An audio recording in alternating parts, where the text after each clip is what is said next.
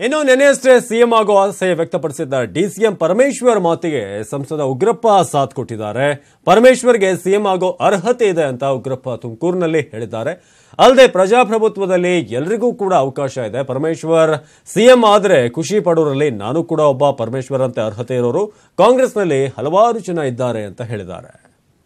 ಮಾನ್ಯ ಪರಮೇಶ್ವರ್ ಅವರಿಗೆ ಮುಖ್ಯಮಂತ್ರಿ ಆಗುವಂತ ಎಲ್ಲ ಕ್ವಾಲಿಫಿಕೇಶನ್ಸು ಸಾಮರ್ಥ್ಯ ಎಲ್ಲವೂ ಅವರಿಗಿದೆ.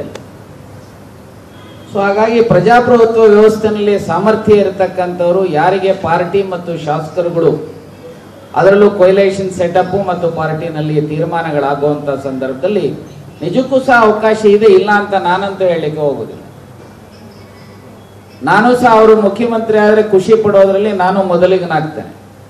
ಯಾಕೆಂದರೆ ತುಮಕೂರು ಜಿಲ್ಲೆಗೆ ಇಲ್ಲಿವರೆಗೂ ಮುಖ್ಯಮಂತ್ರಿಯ ಸ್ಥಾನ ಲಭ್ಯನೇ ಆಗಿಲ್ಲ. ಹಾಗಾಗಿ ಲಭ್ಯ ಆಗುತ್ತೆ ಸನ್ಮಾನ್ಯ ಪರಮೇಶ್ವರ್ ಅವರ ಮೂಲಕ ಅಂತ ಹೇಳಿದ್ರೆ ನಾವೆಲ್ಲರೂ ಸಹ ಖುಷಿ ಪಡ್ತಕ್ಕಂಥ ವಿಚಾರ ಅಂತೇಳಿ ಅವ್ರಿಗೆ ಒಂದು ಕಡೆ ಅರ್ಹತೆ ಇದೆ,